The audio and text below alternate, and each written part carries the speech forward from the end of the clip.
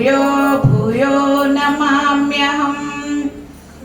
జ్ఞానానందమయం దేవం నిర్మలస్ఫటికాకృతిం ఆధారం సర్వ విద్యానాం హయగ్రీవముపాస్మహే. పలికెడిది భాగవతమట పలికించెడివాడు రామభద్రుండట. నే పలికిన భవహరమగునట పలికెద వేరుండు గాథ పలుకగనేలా. జై శ్రీరామ్, హరే రామ్.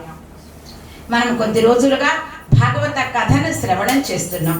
అందులో భాగంగా మనం ముచుకుంద గృహలోకి అంటే మధుర నుంచి జరాసంధుడు యుద్ధానికి వచ్చాడు కృష్ణుడి మీదకి. ఇప్పుడు కృష్ణుడు ఎక్కడ ఉన్నారు? మధురలో.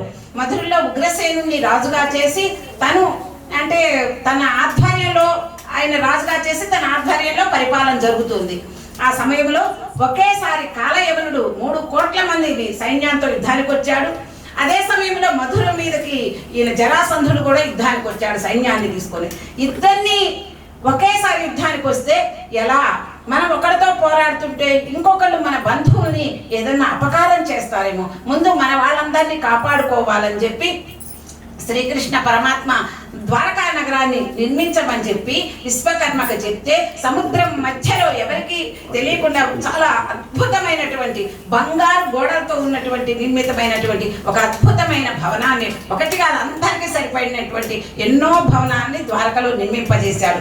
ఆ తర్వాత అర్ధరాత్రే ఈ ఆయన బంధువులందరినీ కూడా ఎవరికి వాళ్ళకు కూడా తెలియకుండా మాయ చేత మాయా ప్రభావాన వాళ్ళందరూ నిద్రపోతున్నట్లుగానే ద్వారకకు పంపించడం జరిగింది. వాళ్ళు తెల్లవారు నిద్ర లేచి ఇదేంటి మనం ఎక్కడున్నాం, కళ ఇది నిజమా అన్నట్లుగా భ్రాంతి చెందారు. తెల్లవారు చూసేందుకు ఇది నిజమే కాదు, ఇది కళగా కాదు నిజమే అని అనుకున్నారనమాట. అక్కడ అలా ఉంటే ఆ తర్వాత ఈ కృష్ణుడు కాలయవనుడు చూసి పరిగెట్టడం, అలా పరిగెట్టి ఒక గుహలోకి చేరతాడు. ఆ గుహలోకి వెళ్ళిన తర్వాత అక్కడ కాలయవనుడిని కనపడలేదు కృష్ణుడు. ఎతికితే ముచుకుందుడు కనిపిస్తాడు. ముచుకుందుడిని నిద్రపోతున్న ముచుకుందుడిని కాలయవనుడు కాలుతో తన్నటం, ఆ తర్వాత ముచుకుందుడిని లేచి కళ్ళు తెరిచి చూసేటప్పటికి కాలయవనుడు భస్మమైపోతాడు. ఆ భస్మమైపోయిన తర్వాత వెనక కృష్ణ పరమాత్మ అద్భుతంగా నిలబడి కనిపిస్తాడట. ఆ దర్శనం కనిపిస్తుంది ముచుకుందుడికి. ఏ జన్మలో చేసుకున్న పూర్వ పుణ్యమో కదా. ఆ దర్శనం పొందిన తర్వాత ఆయన చెప్తాడు, నువ్వు కాలయవనుని సంహరించావు, నీకు వరం ఇస్తున్నా, నువ్వు వెళ్ళు అని చెప్పి నువ్వు వచ్చే జన్మలో నువ్వేమవుతావు, నీకు మోక్షాన్ని ప్రాప్తింపజేస్తున్నానని చెప్పాట. అప్పుడు ఆ ముచుకుందుడు బయటకు వస్తాట. బయటకు వచ్చి ఒక్కసారి ఆ లోకాన్ని ఇలా తిరిగించేటప్పటికి ఆ మానవులను చూస్తే వాళ్ళ ముఖాల్లో మంచి తేజస్సు కనపట్టలేదుట, పవిత్రత కనపట్టలేదుట. అందరూ కూడా ఇదివరకు చాలా భారీగా ఉండేవాళ్ళు చాలా తక్కువగా కనిపిస్తున్నట్టు ఆయన కళ్ళకి. ఇదేదో ఇలా కనిపిస్తున్నది నాకు ఏదో అసంతృప్తిగా ఉంది. ఓ కలియుగం ప్రారంభమవుతున్నది, ప్రారంభం కాబోతుండబట్టి మనుషులు కళావిహీనులుగా ఉన్నారు, వాళ్ళ ముఖంలో తేజస్సు లేదు, పవిత్రత లేదు. కాబట్టి ఇక నేను ఈ భూమి మీద ఉండకూడదు, ఇక్కడ ఉండకూడదు, ఈ మానవుల్లో మధ్య ఉండకూడదు అనుకున్నాడు ఆ ముచుకుందుడు. హిమాలయ పర్వతాలకు వెళ్ళి అక్కడ గంధమాదన పర్వతానికి వెళ్ళి అక్కడ నారాయణమూర్తి కోసం ధ్యానం చేస్తూ తపస్సులో కూర్చొని ఉన్నట్ట. ఇక కృష్ణ పరమాత్మ తిరిగి మళ్ళా మధురకు వచ్చాడు. వచ్చేటప్పటికి కాలయవనుడు చనిపోయినాడు, కానీ కాలయవనుడి యొక్క పరివారం 3 కోట్ల మంది కూడా ఎదురు చూస్తూ ఉన్నారు. ఇంకా రాలేదే, వెళ్ళారు ఇంకా రాలేదే, మరి రాజుగారి ఆజ్ఞ లేనిది వాళ్ళు తిరిగి వెళ్ళటానికి లేదు, యుద్ధం చేయటానికి లేదు. అప్పుడు వచ్చేటప్పటికి కృష్ణుని చూసి కాలయవనుడికి ఏదో అయిందనుకో అని చెప్పేటప్పటికి కృష్ణుడు ఆ 3 కోట్ల మందిని దునిమాడాట. అందరూ నశించిపోతారు. ఇక ఆ రకంగా అది అయిపోయిన తర్వాత ద్వారకకు బయలుదేరుతాడు కృష్ణ పరమాత్మ. ద్వారకకు వెళ్ళిన తర్వాత ఏం జరుగుతుందంటే మనము ఈ రుక్మిణి కళ్యాణం చెప్పుకుంటున్నాం. అసలు కళ్యాణం అంటే ఏంటి, ఎందుకు చెయ్యాలి? మన బిడ్డలకు చేస్తాం, సోదరులకు చేస్తాం, లేకపోతే బంధువులకి కళ్యాణం చేస్తాం, మరి స్నేహితులతో ఎక్కడైనా కళ్యాణం జరిగితే వెళ్తాం, లేకపోతే వాళ్ళకి అవసరమైతే కళ్యాణం చేస్తాం. భగవంతుడిది వివాహం అనకూడదు, పెళ్ళి అనకూడదు, పాణిగ్రహణం అనకూడదు. మానవులకి ఈ పేర్లని, భగవంతుడిది మాత్రం కళ్యాణమే. కళ్యాణం అంటే శుభం, శుభం అన్నమాట, శుభ పరంపరలు, మంగళం. మరి భగవంతుడికి ఎందుకు చేయాలి? ఖర్చు పెట్టి చేస్తారు, చూస్తున్నాం గుళ్ళల్లో అప్పుడప్పుడు సంవత్సరానికి ఒకసారి. అసలు కళ్యాణం ఎప్పుడైనా చేయొచ్చు, కానీ ఇప్పుడు ఒక పెట్టుకొని మా గుడి కట్టిన సంవత్సరాలకు ఇలా ఏదో ఒక కారణం పెట్టుకొని చేస్తుంటారు. కానీ మన వెంకటరమణమూర్తికి తిరుపతిలో నిత్య కళ్యాణం, పచ్చని తోరణం ప్రతిరోజు చేస్తారు. అలాగే శ్రీశైలంలో శివైకి చేస్తారు. మరి కళ్యాణం చేయాలంటే కొంత ధనం ఖర్చు అవుతుంది, కొంత కార్యక్రమాలు చాలా ఉంటాయి, శ్రమతో కూడింది. ఎందుకు చేయాలండి ఇది? భగవంతుడికి ఏ గ్రామంలో కళ్యాణం జరుగుతుందో, ఏ ఊర్లో కళ్యాణం జరుగుతుందో, ఏ పట్టణంలో కళ్యాణం జరుగుతుందో, ఏ వీధిలో కళ్యాణం జరుగుతుందో, ఏ గృహంలో కళ్యాణం జరుగుతుందో ఆ కళ్యాణానికి కావలసినటువంటి ధనం ఖర్చు పెట్టినా, పోనీ ధన సహాయం కాదు వస్తు సహాయం చేసినా, లేకపోతే సేవారూపమైన పని ఏదైనా చేసినా కానీ వారికి అనేక చక్రవడ్డీతో సహా భగవంతుడు మనకి ఇస్తాడట. ధనం కాదు, అనేక రకాల లాభాలు మనకు కలిగిస్తాడు ఆ నారాయణమూర్తి. అందుకని చెప్పి భగవంతుడి పెళ్లికి అందరూ పెద్దలే అంటారు. వాళ్ళు ఇప్పుడు మన సొంత చెల్లెలే కావచ్చండి, మన సొంత అన్నే కావచ్చు, వాళ్ళ అమ్మాయి పెళ్లికి మనం పిలవలా, పెడతామా? పిలవంది నేనెందుకు వెళ్తాను అని భీష్మించుకొని కూర్చుంటాం. ఎవరు వెళ్ళరుగా. కానీ మనం ఏదో ఊరు వెళ్ళాం, మన ఊరు కాదు, అక్కడ రాముల వారి కళ్యాణం జరుగుతుంది. ఎవరైనా పిలవాలండి, ఆహ్వానించాలా? జరుగుతుంది. పిలవకపోయినా మనం వెళ్తాం. ఎందుకంటే భగవంతుడి పెళ్లికి ఆహ్వానించకపోయినా వెళ్ళాలి, దర్శించాలి, చూడాలి. రాములు వారి తరంబరాలైందాకన్నా ఉందాము. ఆ టీవీలో కూడా మనం చూసి తరంబరాలైందా కూడా మనం ఏ పని చేసుకోకుండా అలాగే చూస్తూ ఉంటాం. ప్రతి సంవత్సరం జరుగుతుంది. కానీ భద్రాచలంలో ఆ రామ కళ్యాణం జరుగుతుంటే మనం ఎంత ఆనందపడిపోతామండి. ఎందుకంటే అలా దర్శించడం వల్ల మనకి ప్రయోజనం, భగవంతుడికి కాదండి. భగవంతుడికి ఏది సమర్పించినా మనకు ప్రయోజనం. భగవంతుడికి నివేదన చేస్తే ఆయన యొక్క దృష్టిలు పడి అది ప్రసాదంగా మారుతుంది. అందుకు నివేదన చేస్తాం. భగవంతుడి గుడికి అంటే సున్నం కొట్టేస్తాం, రంగులు వేయిస్తాం. దానివల్ల మన కీర్తి జన్మలకు మన యశస్సు నిలిచిపోతుందిట. భగవంతుడికి వస్త్ర సమర్పణ చేస్తాం. ఆయనకు అవసరమా? వస్త్రాలు కట్టుకున్నా పర్వాలా, కట్టుకోకపోయినా పర్వాలా, ఆయన ఎందుకు మనం చేస్తాం? దానివల్ల మనకి లాభం. భగవంతుడికి చేసే ప్రతి సేవ వల్ల భగవంతుడికి ఏదో లాభం చేయకూడదండి. దానివల్ల మనం పునీతులం అవుతాం. భగవంతుడికి ఏది సమర్పించినా ఫలితం మనం పొందుతాము. అలాంటిది భగవంతుడి కళ్యాణం ఇవాళ మనం చెప్పుకోబోతున్నాం. కృష్ణ పరమాత్మ పెరిగి పెద్దవాడై ఇదిగో వివాహ వయసు వచ్చేసింది. వస్తే ఆయన ద్వారకలో ఉన్నాడు. ఆయన యొక్క వైభవం, ఆయన రూపగుణాలు కానీ అంత దేశాలు కూడా తెలిసిపోయింది. రుక్మిణి తండ్రి భీష్మకుడు. భీష్మకుడికి 4 కుమారులు, 1 కుమార్తె. పెద్ద కుమారుడి పేరు రుక్మిణి, కూతురు పేరు రుక్మిణి. అయితే ఆయనకి 4 కుమారుల తర్వాత కుమార్తె కలిగితే ఆమెను అన్నదమ్ములు కానీ తల్లిదండ్రులు కానీ చాలా అల్లారు ముద్దుగా పెంచి పెద్ద చేస్తారట. ఆమె సౌందర్య రాశి, సాక్షాత్ ఆ మహాలక్ష్మి కదా ఆమె. ఎవరండి రుక్మిణీదేవి?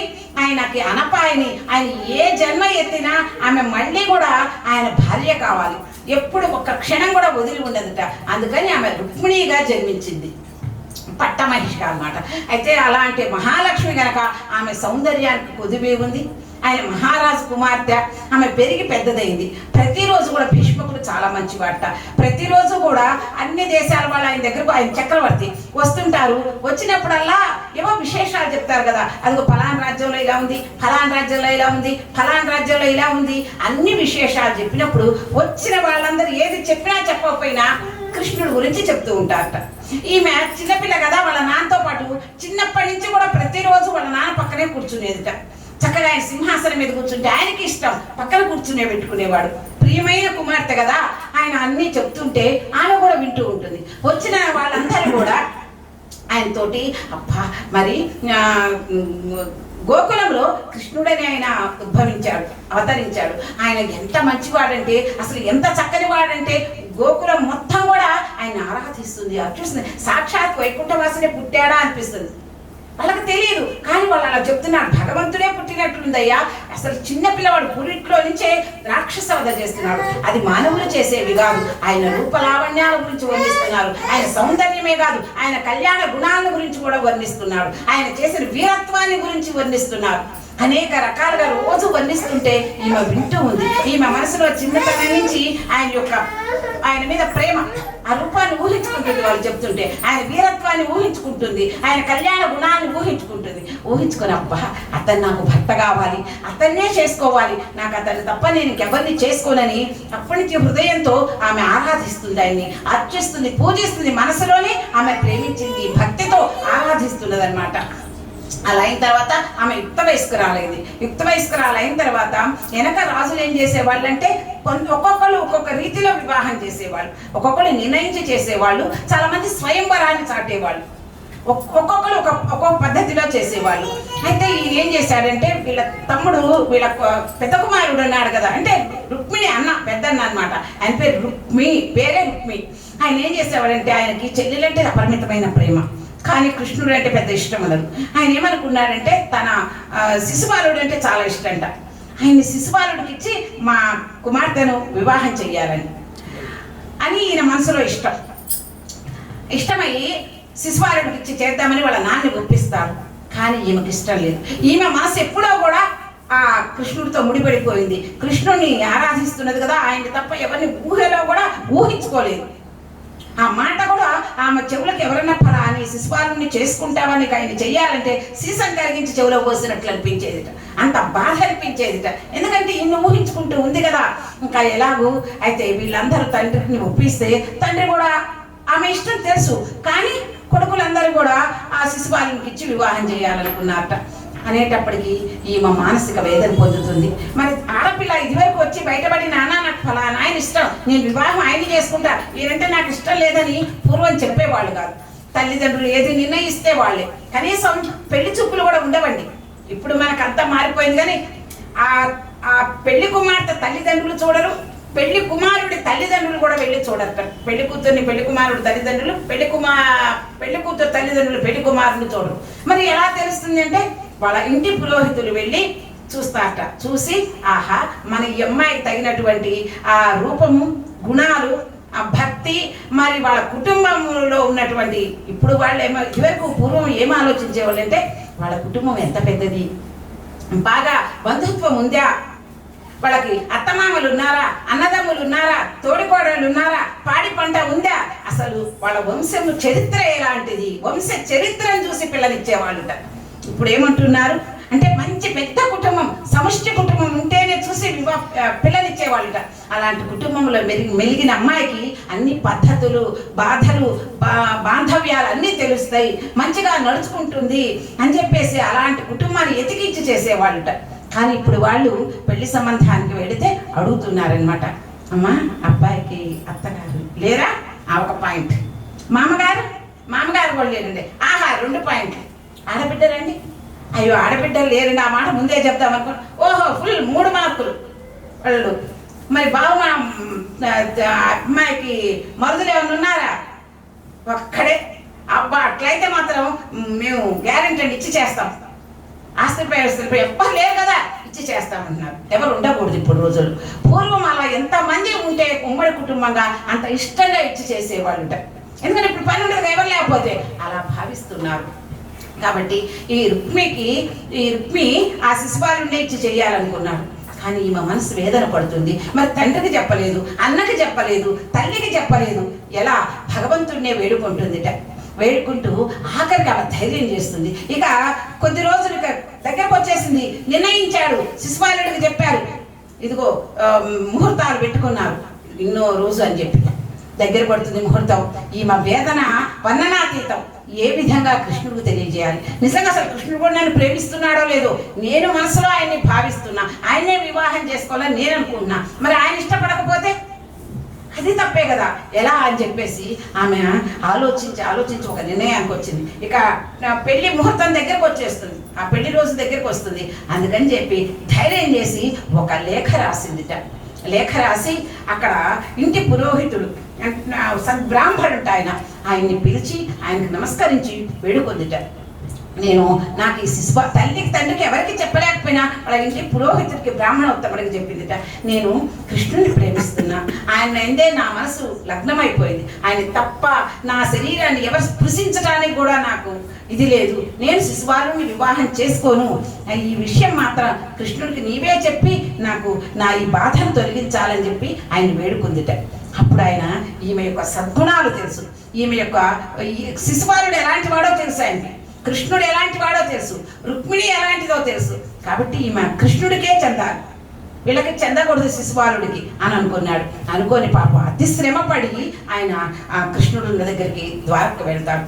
వెళ్ళి ద్వారకలో ఉన్న కృష్ణుడి దగ్గరికి వెళ్ళి పాపం ఎంతో కష్టపడి వెళ్ళాడు. వెళ్ళగానే కృష్ణుడికి అన్నీ తెలుసు కదా, ముందు జరిగేది, జరుగుతున్నది, జరగబోయేది, భూత భవిష్యత్ వర్తమాన కాలాలన్నీ తెలిసినటువంటి ఆయన రాగానే ఎదురు వెళ్ళి తీసుకొచ్చి ఆయనకి సేద తీర్చి ఆయనకి ఆహార అన్న పానీయాలన్నీ సమర్పించిన తర్వాత ఆయన్ని అడుగుతారట, ఏంటి మీరు మా దేశం వచ్చారు, ఎందుకు వచ్చారు, ఇంత శ్రమపడి అక్కడి నుంచి ఉంటే ఆయన ఆ లేఖని తీసి ఆయనే చదివి వినిపిస్తారట.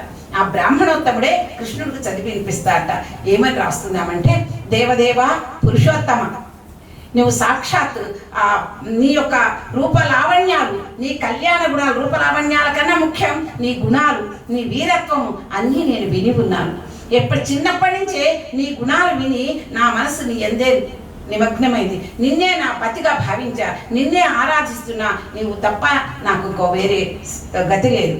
నీవు గనక ఇష్టం లేక రాకపోతే నేను ఈ దేహాన్నైనా చాలిస్తాను, కానీ మరొక వ్యక్తిని నేను వివాహమాడను, అతనికి నేను చెందిన దాన్ని కాదు అని చెప్పి ఈ రకంగా ఆయన ప్రార్థిస్తూ ఆయనకి నమస్కరిస్తూ ఆయనకి ఓ ఉత్తరం రాసింది.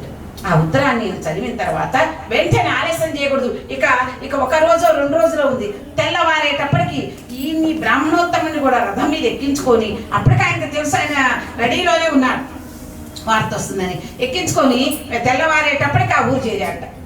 బలరాముణ్ణి తీసుకొని ఈ బ్రాహ్మణోత్తముని కూడా తన రథం మీద ఎక్కించుకొని రుక్మిణి వాళ్ళ ఊరు వెళ్ళాడు.